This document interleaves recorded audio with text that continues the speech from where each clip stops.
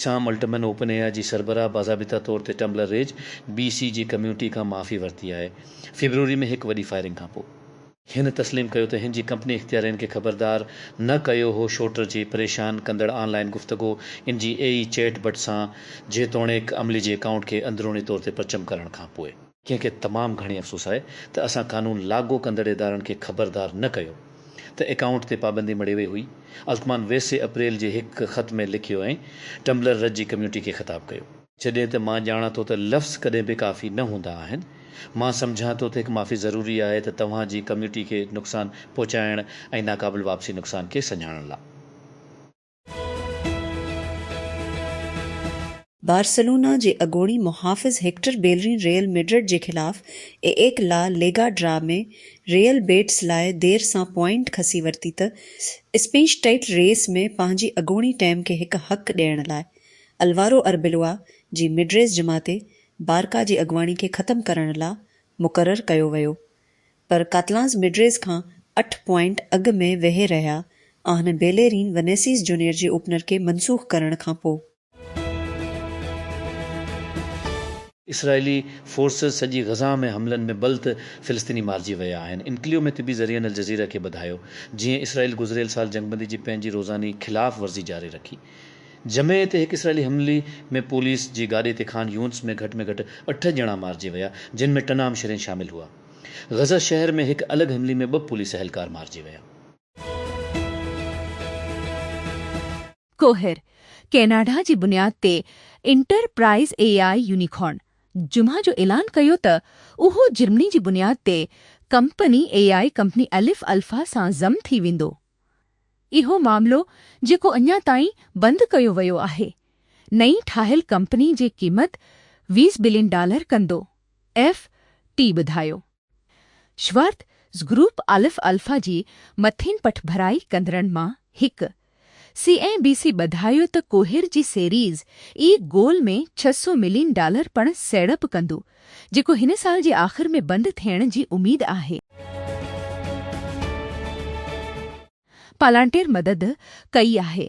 अंदरूनी revenue service जी फ़ौजदारी तहक़ीक़ाती office गुज़िरियल ॾहाकी खां घणो करे अमरीका में मुख़्तलिफ़ क़िस्म जे माली ॾोहनि जी तहक़ीक़ात में इंटरसेप्ट ॿुधायो। IRS फर्म खे $38 मिलियन अदा कया आहिनि 2018 खां वठी 18 खां वठी इन जी डेटा तजज़ी वारी सॉफ्टवेयर खे इस्तेमाल करण लाइ माली रिकॉर्डनि ते तहक़ीक़ाती मक़सदनि लाइ। आउटलेट रिपोर्ट कयो अवामी रिकॉर्ड जो हवालो ॾींदी पालांटेर जी IRS माहिदी जी तफ़सील जेके गैर मुनाफ़ा बख़्श वाचडॉग ग्रुप अमरीकी निगरां पारां हासिल कया विया। उपो मबीना तौर ते हिकु नई गैम्बल कैमरा प्रोडक्ट सां हथ स्मार्ट इमेजिंग डिवाइस मार्केट में दाख़िल थियण जी तयारी करे रहियो आहे। चेन जी बलियोवेल मीडिया जी हिकु रिपोर्ट मूजिबि कंपनी अंदरूनी तौर ते हिकु वक़फ़ डिवाइस जी तरक़ी शुरू करे छॾी आहे जेका हिन कैटेगरी में अॻु में ई पेश कयल कम्पैक्ट कैमराइन सां मुक़ाबिलो करे सघे थी। कोलंबिया जो सदर गुस्ताव पेट्रो पहिरियों परॾीहे अॻवान बणिजी वियो आहे, जेको वेनेज़ुएला जो दौरो करण खां पोइ अमरीकी फ़ौज 3 जनवरी ते निकोलस मादुरो खे अॻवा कयो हो। जुमा ते पेट्रो खे वेनेज़ुएला जे इबूरी सदर डेल्सी रोड्रिगेज़ तरफ़ान इस्तक़बाल कयो वियो काराकास में मिराफ्लोर्स सदारती महल में। उन्हनि जो दौरो कोलंबिया जी सरहदी शहर कोकोटा में अॻु में तइ थियल इजलास खां पोइ थियो आहे।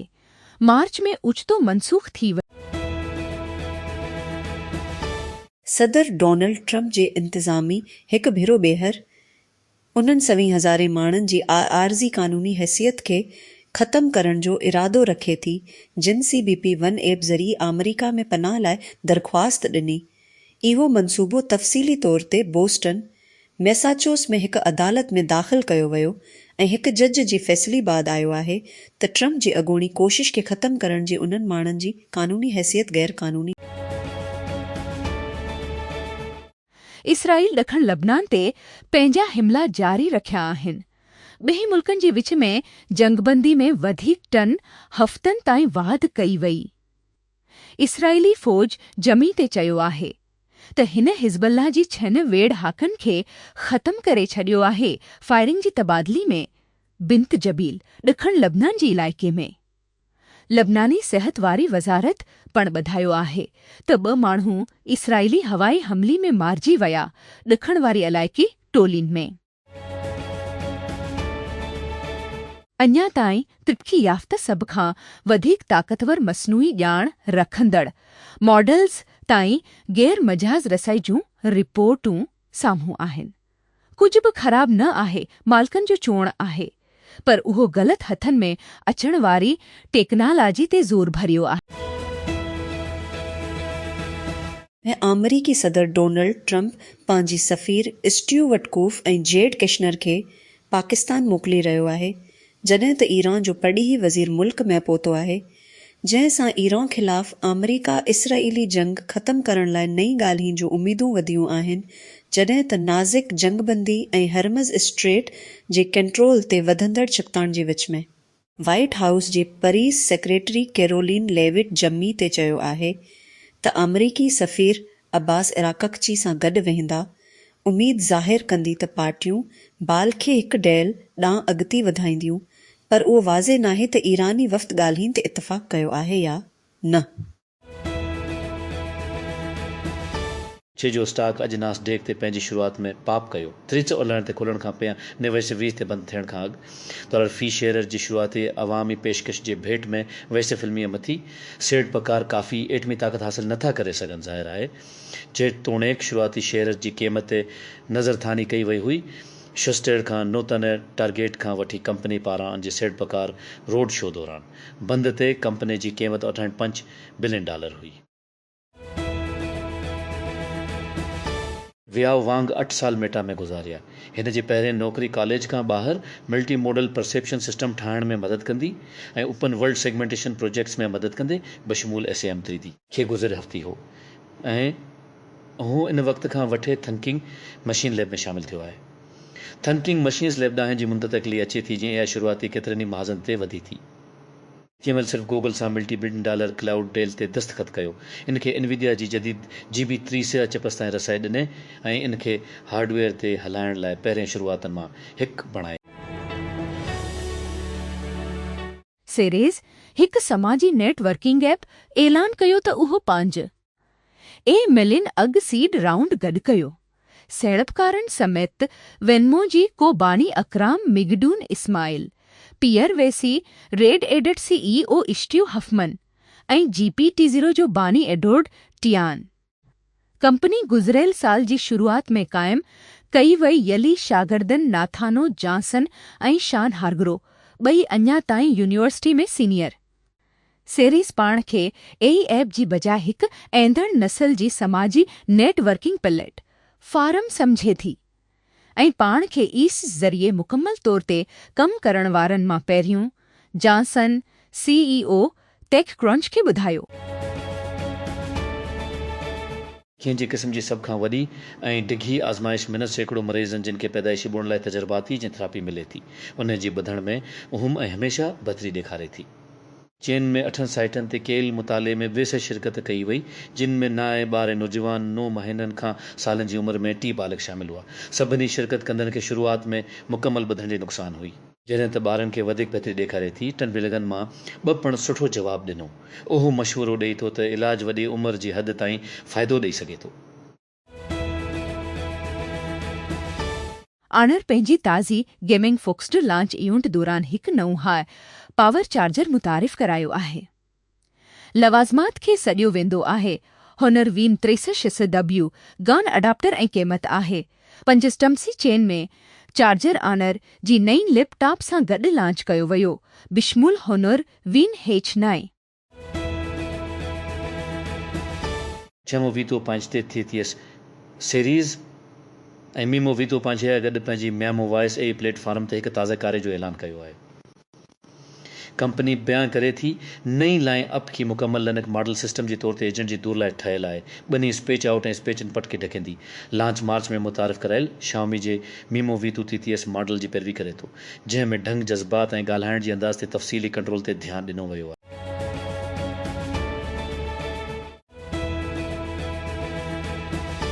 एक्सचात एक्स जे स्टैंडर्ड मैसेजिंग ऐप जुमा ते अवाम लाइ लॉन्च कई वई। शुरूआती तौर ते iOS डिवाइसिस ते दस्तियाब आहे। नईं ऐप सार्फिन खे पैगाम ॾियण, फाइल शेयरिंग, ऑडियो ऐं वीडियो कॉल्स, गॾोगॾु ग्रुप चैट लाइ उन्हनि जे एकस राब्तनि सां ॻंढण जी इजाज़त ॾेई थी। कंपनी पहिरियों भेरो हिन साल जे शुरूआत में बेटा इस्तेमालु कंदड़नि जे हिकु नंढड़ी ग्रुप सां एक्सचात खे अवामी तौर ते जांचणु शुरू कयो त जीअं नई तजर्बी बाबति संदन राय हासिल करे सघिजे। खंफई हिकिड़ो शुरूआती आहे जेको ठाहींदड़ खे मदद करे थो तस्वीर, वीडियो ऐं ऑडियो आउटपुट खे डिफ्यूजन मॉडल्स मां कंट्रोल करण लाइ नोड ते ॿधल वर्क फिलो $10 मिलियन जी फंडिंग राउंड खे $65 मिलियन जी क़ीमत ते वधायो आहे। गोल जी अॻुवाणी क्राफ्ट वेंचर्स कई वई, जंहिं में ॿियनि सेटकारनि समेत पेस कैपिटल, केमिस्ट्री ऐं ट्रोआरो शामिल हुआ। इसराइल पाण खे लुबनान ऐं ईरान में ॿिन्हिनि मंझियल तकरारनि में मसरूफ़ ॾिसे थो, पर उन्हनि जंगीन जो नतीजो मुमकिन तौर ते इसराइल जी पंहिंजी सियासी अॻुवाणनि तरफ़ां न पर अमरीका ऐं सदर डोनाल्ड ट्रंप तरफ़ां तइ कयो वेंदो, इसरिसाए तजज़ी निगारन अल जज़ीरा खे ॿुधायो आहे। अमरीकी सफ़ीर स्टीव वटकूफ ऐं जेड कैशनर सां गॾु ईरान सां ॻाल्हियुनि जी ॿई दूर लाइ पाकिस्तान पहुची विया, इसराइल शामिल नाहे। ऐं ट्रंप ख़मीस ते लबनान में जंगबंदी में 3 हफ़्तनि जी वाध जो ऐलान कयो।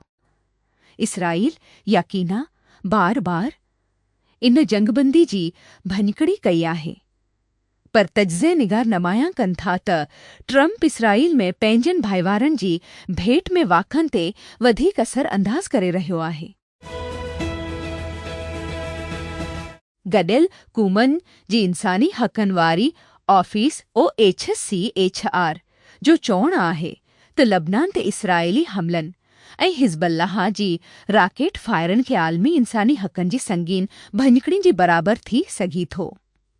इहे नतीजा जुमा ते जारी कयल गॾियल क़ौमुनि जी हिकु रिपोर्ट मां निकिता आहिनि, जेके इसराइल ऐं हिज़्बुल्लाह जी विच में ताज़ी छुकताण जी पहिरें 3 हफ़्तनि ते ध्यानु ॾेई रहिया आहिनि, जेका 2 मार्च ते शुरू थी हुई। हिज़्बुल्लाह जी वेढ़हाकनि ईरान ते अमरीकी इसराइली हमलनि जी जवाब में इसराइल ते रॉकेट फायर कया, इसराइल खां वॾी पैमाने ते फ़ौजी हमले खे तेज़ कयो। इंग्लैंड ऐं वेल्स में मदद जी मरण खे कानूनी करार ॾियण लाइ बरतानिया जो बलगैर चोंडियल कानून साज़नि पारां पार्लियामेंट ज़रिए इन जे पास थियण खे रोकण जी कोशिशनि खां पोइ कानून न बणिजी सघंदो। हाउस ऑफ लॉर्ड्स में मुक़रर थल कानून साज़नि पारां पेश कयल चुदुंड विशो खां वधीक बल तरमीमनि जी पार्लियामानी दिलदल खे मारण खां पोइ जिमी ते ट्रमीनली बीमार बालगन ज़िंदगी जो ख़ात्मो बल लाइ वक़्तु ख़त्म थी वियो। अमेरिकी सदर डोनाल्ड ट्रंप हिकु शिपिंग जे माफ़ी में नमज़द ॾींहं जी वाद ॾिने, जेका अमेरिका जी चौधरी तेल, ईंधन ऐं भाण खे मुंतक़िल करण सां बणाए थी। व्हाइट हाउस चयो आहे, ईरान सां जंग सां ॻंढियल तवानाई जे वधंदड़ क़ीमतनि खे रोकण जी ताज़ी कोशिश। जेतोणीकि क़ीमतनि खे घटाइण ते इन जो असरु क़ाबिल एतिराज़ आहे। व्हाइट हाउस पारां हिकु वसी दॿा खे ज़ाहिर करे थो त सियासी तौर ते हसास ईंधन जी क़ीमतनि खे ख़तमु करण लाइ नवंबर जे मिड टर्म चूंड खां अॻु जिती इस्तेहकाम वोटरनि लाइ हिकु वाज़े मसइलो हुजण जी उमेद आहे। इस्लामाबाद ट्रैफिक पुलिस हिकु जामे ट्रैफिक एडवाइज़री जारी करे थी आहे, जंहिं में वॾी पैमाने ते रोडनि जी बंदिश ऐं मुतबदल रस्तनि जो ऐलान कयो वियो आहे त जंहिं गादी वारी हंधि में अमरीका ईरान ॻाल्हाइण बाबति मुतवक़े सिफ़ारती सरगर्मी खां अॻु ट्रैफिक प्लान मूजिबि रेड ज़ोन ऐं एक्सटेंडेड रेड ज़ोन हर क़िस्म जी ट्रैफिक लाइ मुकमल तौर बंदि रहंदा। छछा रखे थी। वफ़ाक़ी हुकूमत ईंदड़ 6 ॾींहं लाइ डीज़ल ऐं पेट्रोल जे अघनि में वाध जी मंज़ूरी ॾेई छॾी। वज़ीर आज़म 1 अरब रुपयनि जी वाध जी मंज़ूरी ॾी छॾी। डीज़ल जी क़ीमत में 66 रुपया फ़ी लीटर ऐं 66 रुपया फ़ी लीटर, पेट्रोल लाइ 66 फ़ी लीटर। मंज़ूरी खां पोइ डीज़ल जे अघ में हाणे 6 रुपया फ़ी लीटर थी वेंदो। 63 फ़ी लीटर ऐं पेट्रोल रुपयो 63 फ़ी लीटर। हुकूमत जमी ते पेट्रोल ऐं हाई स्पीड डीज़ल जी क़ीमतनि में 620 रुपया वाध कई। वाध खां पोइ पेट्रोल जी क़ीमत हाणे 363 ते थी 5 रुपया ऐं HSD जी क़ीमत 363 रुपया थी वई आहे। अमल खलील 10 ॾींहं जी जंग बंदी दौरान ॾिखण लबनान में इसराइली हवाई हमले जी रिपोर्ट कंदी मारिजी वियो। हो हिन साल लबनान में क़तल थियल नए सहाफ़ी आहे। जीअं लबनान हिन खे दफ़न करे थो ऐं जंग बंदी खे वधाइण ते ॻाल्हियूं जारी आहिनि। हिन जी मौत एहतिसाब जे इम्काननि बाबति छा चवंदा आहिनि हिन क़िस्त में। अमरीकी सदर डोनाल्ड ट्रम्पी जे इंतिज़ामी वफ़ाक़ी मौत जी सज़ा जी इस्तेमाल खे वधाइण जी मंसूबनि जो ऐलान कयो आहे। बिशमूल फायरिंग जी स्क्वाड जी तैनाती ज़रिए जुमा ते एला इंसाफ़ वारी खाती पारां जारी कयल पॉलिसी दस्तावेज़ जो हिस्सो हो। अमलदर आमद जी मुख़्तलिफ़ तरीक़नि जी क़ानूनी दलील खे तरतीब ॾियण। कोसवो में हिक अदालत निसली सरब खे दहशतगर्दी इल्ज़ामनि ते सज़ा ॾिनी आहे। उन्हनि जी किरदार ते 2020 में मुल्क जे इतरीन सरहद जी वेझो इलहदगी जी कोशिश में। प्रेस्टेटिना में बुनियादी अदालत बलागो जी स्पासजीविक ऐं व्लादिमीर टोलक खे उम्र कैद जी सज़ा ॿधाई ऐं दोसन मैक्सिमोविच खे जमी ते 3 सालनि जी कैद जी सज़ा ॿधाई वई बंजीका जी ॻोठ में हमले ते, जंहिं जी नतीजे में पुलिस सां झेड़ो थियो, जंहिं 1 पुलिस ऑफिसर ऐं 3 हथियारबंद मारिजी विया।